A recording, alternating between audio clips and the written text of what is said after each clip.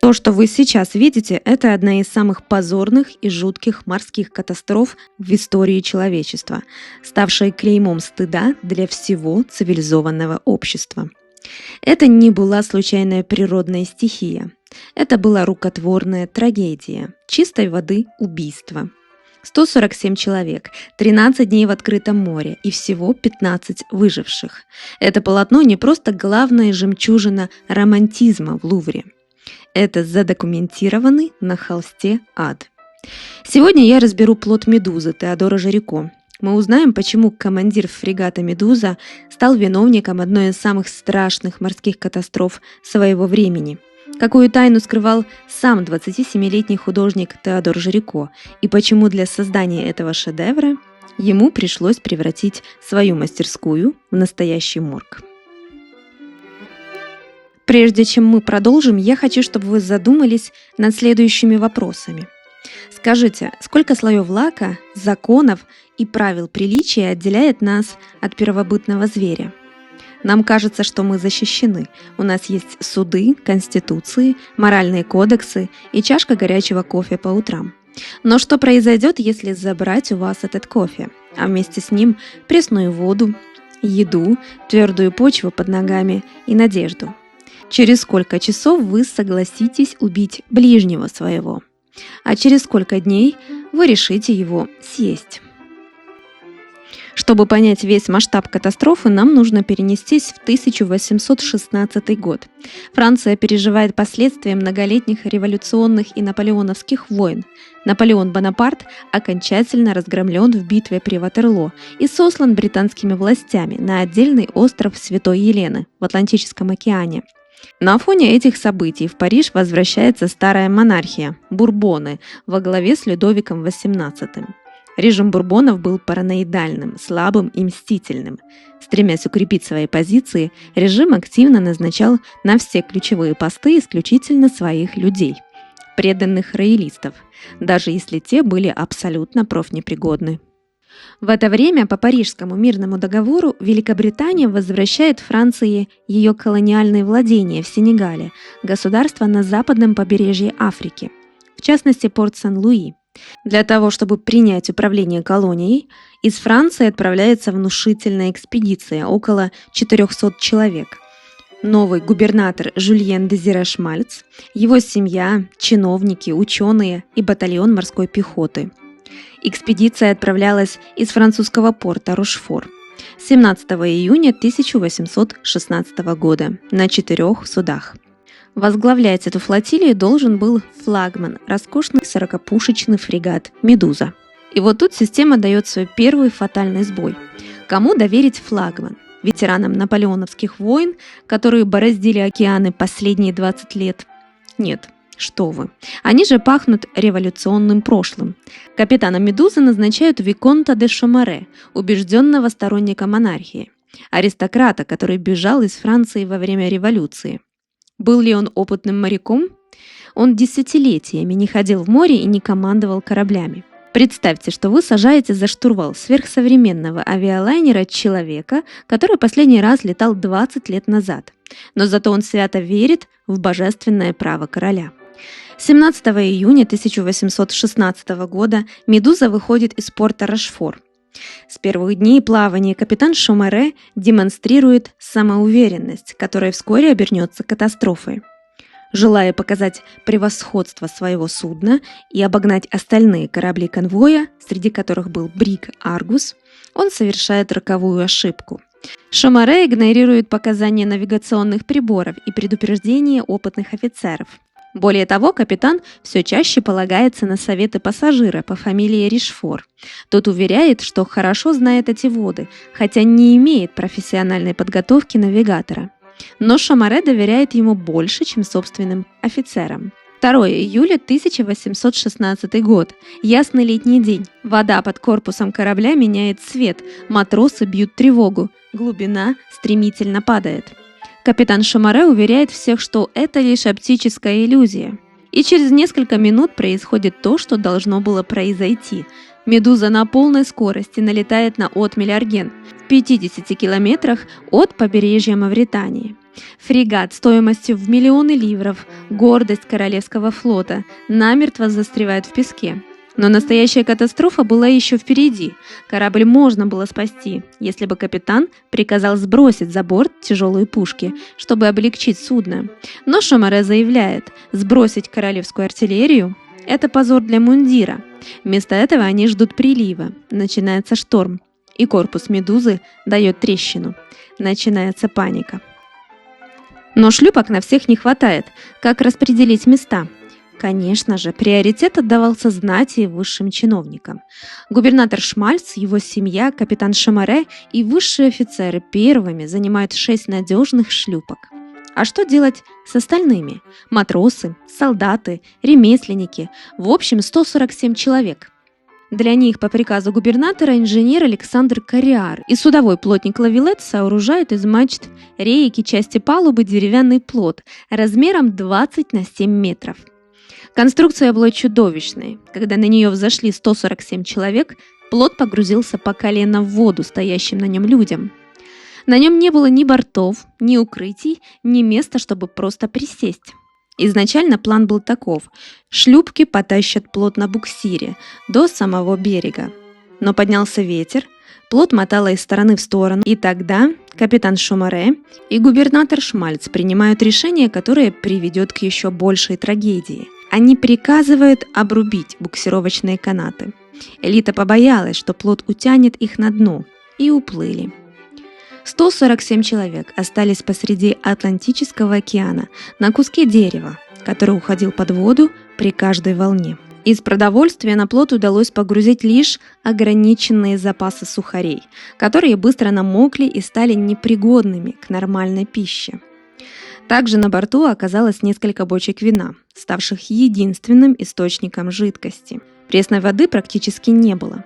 Настоящий ад начался уже в первую ночь. Погода была ужасной, бушующие волны сбивали с ног. К 7 часам утра на плоту погибло 20 человек. У 12 из них ноги были зажаты между досками, когда они скользили по палубе. Остальных смыло за борт. Сильные давили слабых. Тела умерших бросали в море. Многие просто сходили с ума, у них начались галлюцинации. 3 пассажира сами бросились в воду, чтобы покончить с собой. Выжившие разделились на противоборствующие группы: офицеры и пассажиры с одной стороны и моряки и солдаты с другой.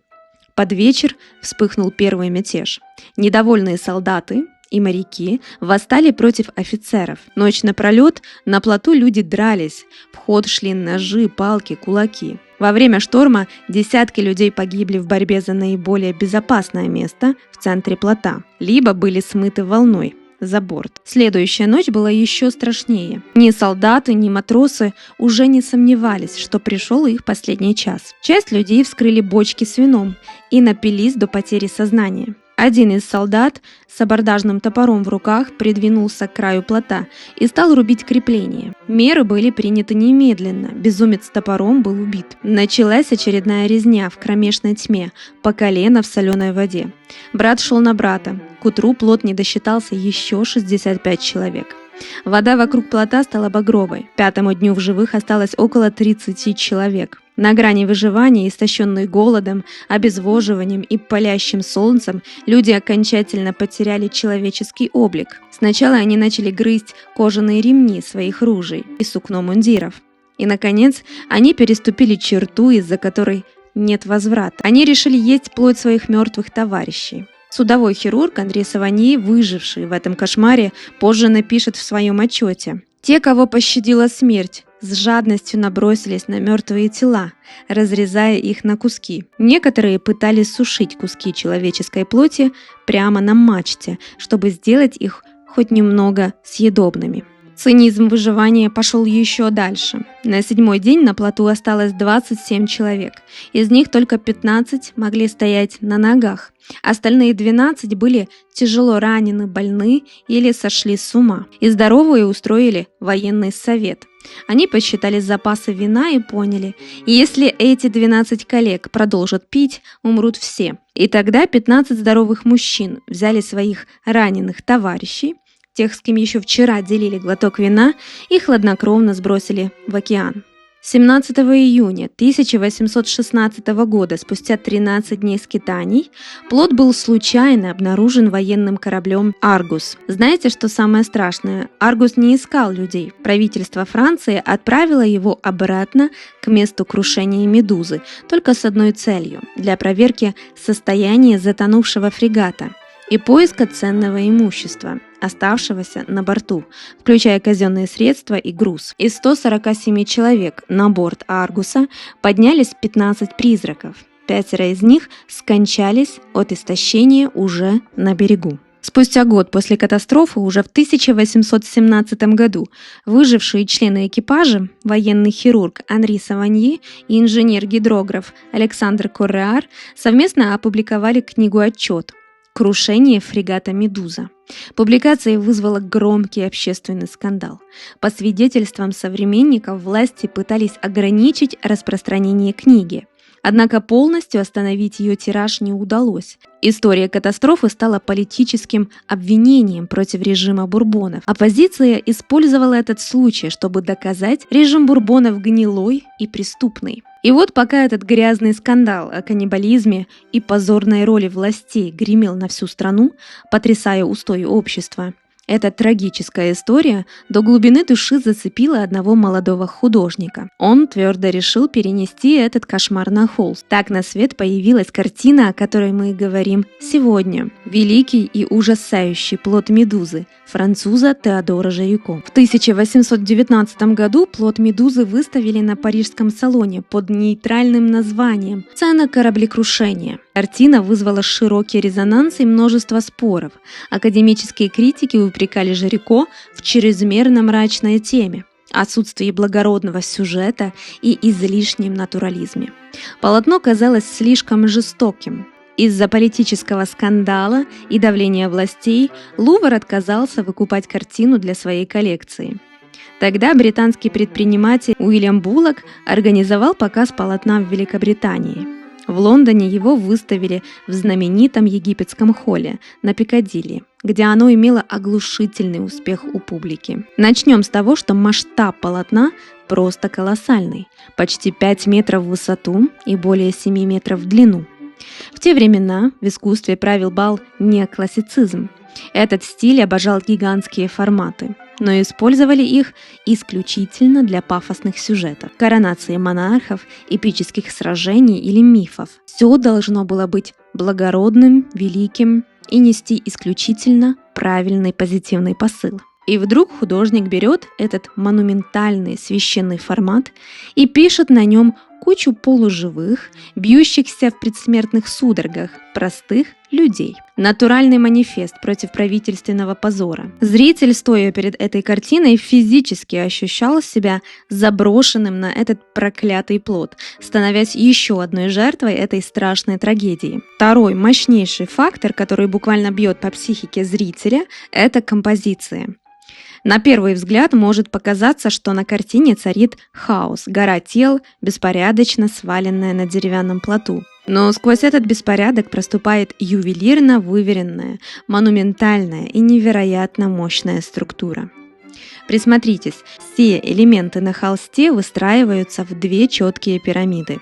Левая более массивная, ее очертания задают парус и натянутые канаты. Эта пирамида выглядит устойчивой и тяжелой. Ее вершина – это мачта плота, а основание соткано из трупов и умирающих людей. Фигуры здесь застыли, в них нет резких движений. Эта статичность буквально транслирует зрителю энергию смерти, безысходности и горя, намертво прижимая наш взгляд к нижней части холста, заставляя пережить всю тяжесть этой драмы. А вот вторая пирамида – это ее полная противоположность. Мы видим, как люди буквально восстают из горы трупов, по цепочке карабкаясь все выше и выше, устремляясь к главной вершине – темнокожему мужчине, который отчаянно размахивает лоскутом ткани. Вы наверняка чувствуете, сколько в этой группе динамики и животной силы. Это чистый триумф воли к жизни, яростный крик о спасении. Эти две пирамиды не просто соседствуют, они переплетаются и борются друг с другом. И именно на этом стыке стабильности и хаоса, надежды и абсолютной безысходности рождается бешеная энергетика картины. Конечно, эмоции, которые мы испытываем при взгляде на шедевр, это всегда результат работы целого комплекса приемов. В этой картине колоссальную роль играет также ее колорит и свет. Цветовая гамма здесь запредельно аскетична. Жирико использует буквально несколько базовых оттенков: грязные коричневые тона, темную охру, полуразложившуюся кожу. И этот осознанный выбор цвета окутывает все полотно густой, осязаемой атмосферой трагедии, тлена и абсолютной безысходности. Но кем же был создатель этого монументального полотна, на что ему пришлось пойти, чтобы написать шедевр, потрясший всю Европу? И какие еще более глубокие зашифрованные смыслы он спрятал на холсте? Автором картины был Теодор Жирико. Когда он взялся за эту работу, ему было всего 27 лет, и он был неизвестным художником. Более того, он был одним из немногих мастеров того времени, кто не имел за плечами классической академической школы и не создал к тому моменту ни одного громкого шедевра. Но парню повезло. Его семья была весьма состоятельной. Его отец принадлежал к обеспеченным кругам французского общества и владел табачными плантациями, что обеспечивало финансовую независимость. Именно поэтому Жирико не был зависим от случайных заказов и прихотей богатых покровителей. С самого детства Жирико был одержим лошадьми. Он часами наблюдал за ними, бесконечно рисовал и изучал каждое их движение. Эта страсть сопровождала его всю жизнь. Более того, он и сам был превосходным наездником. Большую часть свободного времени художник проводил в конюшнях, на ипподромах и во время конных прогулок. Лошади стали его первой большой художественной любовью. Но эта морская катастрофа буквально перевернула его душу. Несмотря на то, что тема была политически токсичной и взрывоопасной, он осознанно выбрал именно ее. Жирико мечтал ворваться в историю искусств одним мощным ударом. Он ушел в работу с головой, как одержимый, сначала собирая по крупицам вообще всю информацию о трагедии. Он лично встретился с несколькими выжившими участниками катастрофы, а с военным хирургом Анри Саваньи и инженером Александром Кариаром он встречался бесчисленное количество раз. Живое общение с очевидцами помогло ему воссоздать тончайшие нюансы трагедии. Поначалу он никак не мог определиться, с какого ракурса подать эту историю. Поэтому исписал горы бумаги, создав сотни набросков, рисунков и масляных этюдов. Жирико даже отыскал плотника, который строил оригинальную медузу, и заставил его соорудить точную, уменьшенную копию плота у себя в студии. Все ради того, чтобы до мельчайших подробностей изучить геометрию конструкции и то, как на нее падает свет. Кстати, в реальности погода в день спасения была совсем не такой, как на картине. Там не было этих свинцовых туч и штормовых волн. Жирико намеренно сгустил краски ради драматического эффекта, и чтобы досконально понять физику шторма, он сам в непогоду несколько раз выходил на лодке в открытое море. И дело тут не только в погоде. Согласитесь, люди, которые провели 2 недели в океане без еды и воды, должны были выглядеть изможденными, как живые трупы. Но Жирико идеализировал их, превратив в античных героев, чтобы выжать из сцены максимум эмоций. Раз уж мы заговорили об анатомии, невозможно обойти стороной его жуткие, почти некрофильские исследования. Чтобы безупречно передать истинный цвет мертвой плоти и текстуру трупного окоченения, Жирико часто бывал в моргах, делая бесконечные зарисовки. Но самое жуткое, он превратил свою мастерскую в настоящий морг. Жирико регулярно ходил в больницу Бажон, которая была недалеко от его студии. Договаривался с врачами и приносил в студию настоящие ампутированные человеческие руки, ноги и даже отрубленные головы казненных преступников. Он раскладывал их вокруг своей постели, наблюдая, как плоть разлагается и покрывается трупными пятнами, скрупулезно фиксируя стадии распада человеческих тканей. Эти этюды отдельных конечностей сегодня хранятся в музеях по всему миру. Но трупами дело не ограничивалось, он изучал и живых. Художник часами дежурил у коек безнадежно больных, вглядываясь в предсмертную агонию, ловя гримасы боли на их лицах и фиксируя угасание человеческого тела. Специально для написания этого гигантского полотна он арендовал просторную мастерскую на окраине Парижа. Из мебели там стояла одна лишь кровать. Жирико готовился к тотальному творческому затворничеству. Он коротко остриг волосы и почти не появлялся в обществе. Для помощи в мастерской он нанял молодого ассистента Луи Алексиса Жамена, который приносил ему еду, помогал с материалами и выполнял поручения в студии, позволяя Жирико полностью сосредоточиться на работе над картиной. Глядя на такой фанатизм, так и хочется восхищенно воскликнуть: вот это мощь, настоящий гений. Только с таким самопожертвованием и рождаются великие шедевры. Конечно, Жирико понимал всю важность этой работы. Но была во всем этом затворничестве и одна глубоко личная темная изнанка. На протяжении нескольких лет Теодор вел тайную, разрушительную, запретную любовную связь. Он был безумно влюблен в собственную тетю, Александрину, жену брата его матери. Она была старше его всего на 6 лет. Эта связь закончилась катастрофой. Тетя забеременела, семья узнала о позоре. Ребенка тайно отобрали и отдали в приют. Александрину сослали в провинцию, а Жирико остался один, проклятый родственниками, с выжженной душой и неприходящим желанием покончить с собой. Возможно, именно поэтому он выбрал столь мрачный сюжет о нечеловеческих страданиях, и именно поэтому заперся от всего мира, буквально заживо похоронив себя в мастерской ради этой картины.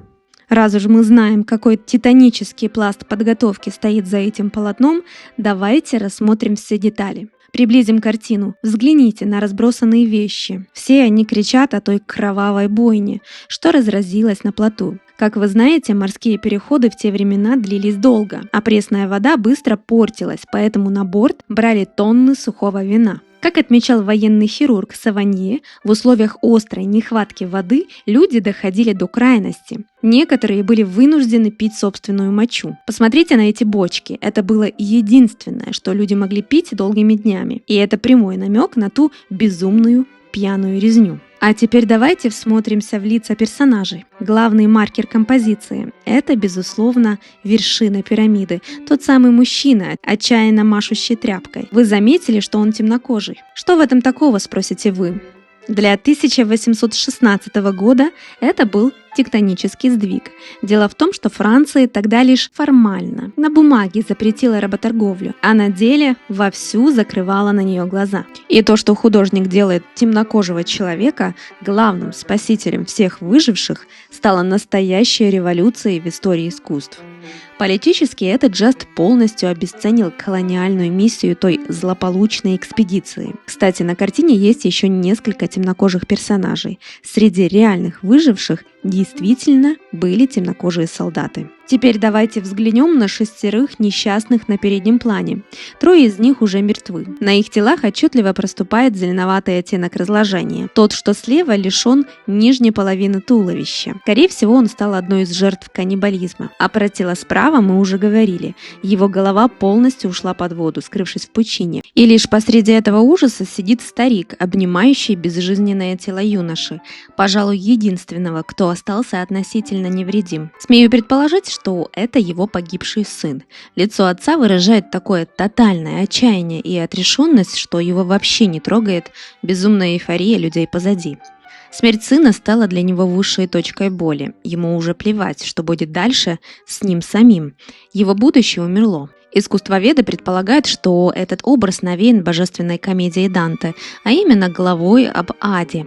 Там рассказывается история графа Уголина, который был заточен в башне вместе со своими сыновьями и внуками. Дети умерли от голода один за другим на его глазах, оставив Уголина страдать в безумии и агонии. Этот сюжет когда-то блестяще запечатлел художник Генри Фюзели. И сходство с фигурой старика на плоту Медузы просто поразительное. Трагедия Данте – это тот самый миг, где переплетаются голод, безумие, отцовская любовь и полная безысходность, что филигранно совпадает с атмосферой картины Жирико. И вот, зная все это, вглядитесь в картину еще раз. Не возникает ли у вас странное чувство? На первый взгляд кажется, что сюжет дарит надежду на спасение, но на душе все равно остается гнетущая тревога. Люди действительно заметили проплывающий корабль, но Жирико умышленно изобразил его крошечной точкой на горизонте. Судно нереально далеко, а шквалистый ветер упрямо гонит плот влево, то есть в абсолютно противоположную от спасения сторону. В этой детали скрыта жесточайшая ирония. С одной стороны, люди из последних сил, цепляющиеся за жизнь и машущие тряпками, а с другой – яростный встречный ветер, заставляющий их подчиниться слепой силе природы. Художник словно швыряет нам в лицо вопрос – когда вся Вселенная и сама судьба ополчилась против тебя, имеет ли смысл твоя борьба? Стоит ли вообще пытаться? Но именно это яростное противостояние человека и рока и есть квинтэссенция романтизма как направления. Кроме того, романтизм обожал стихию. Не тихий солнечный день, а бушующий ураган, пугающую, вышедшую из-под контроля природу. Только в таком хаосе они видели настоящую драму, способную выдержать накал их бурных эмоций. Ну и, конечно, вечный мотив – бунт человека против природы, борьба личности против судьбы. На этом полотне сошлись все эти маркеры. Именно поэтому плод Медузы называют манифестом и отправной точкой французского романтизма, сокрушившим оковы неоклассицизма. Влияние этой картины было колоссальным. Целая плеяда великих мастеров – Делакруа, Тернер, Курбе, Мане – все они так или иначе вдохновились этим шедевром. И еще одна деталь для истинных ценителей. Видите этого молодого человека, который лежит лицом вниз, раскинув руки в центре композиции? Для этой фигуры Жирико позировал его самый близкий друг, молодой и еще никому неизвестный художник Эжен Делакруа. Тот самый Делакруа, который через несколько лет напишет «Свободу, ведущую народ». Спустя всего несколько лет после завершения работы над полотном Теодор Жирико умер в возрасте 32 лет. Он неудачно упал с лошади. Осложнения после падения привели к туберкулезу костей. Лувр выкупил это полотно только после его смерти. Сегодня оно по праву считается главным сокровищем музея и признанным мировым шедевром, ставшим поворотным моментом в истории мирового искусства сразу в нескольких измерениях. Прошло уже 2 века, французская монархия Бурбонов давно превратилась в прах. Капитан Шомаре был отстранен от службы и предстал перед судом. По законам, которые обычно применялись к подобным катастрофам, ему могло грозить куда более суровое наказание. Однако в итоге он получил 3 года тюремного заключения и был навсегда лишен звания. Но изменился ли мир? Посмотрите вокруг. Каждый раз, когда сильные мира сего спасают свои шлюпки, обрубая буксировочные канаты для остального населения, мы снова оказываемся на том самом плоту. Мы до сих пор плывем на нем посреди ледяного океана эгоизма, деремся за глоток воды, сбрасываем слабых за борт и судорожно машем платком призрачному кораблю на горизонте. Цивилизация – это очень тонкий лед. И картина Жирико – вечное напоминание о том, как легко этот лед трескается. Если вам понравился этот разбор, подпишитесь на канал. Впереди еще много великих картин и неожиданных деталей. А чтобы первыми раскрывать тайны великих шедевров и заглянуть за кулисы мирового искусства, переходите по ссылке и вступайте в наш закрытый телеграм-канал. Ссылка в описании.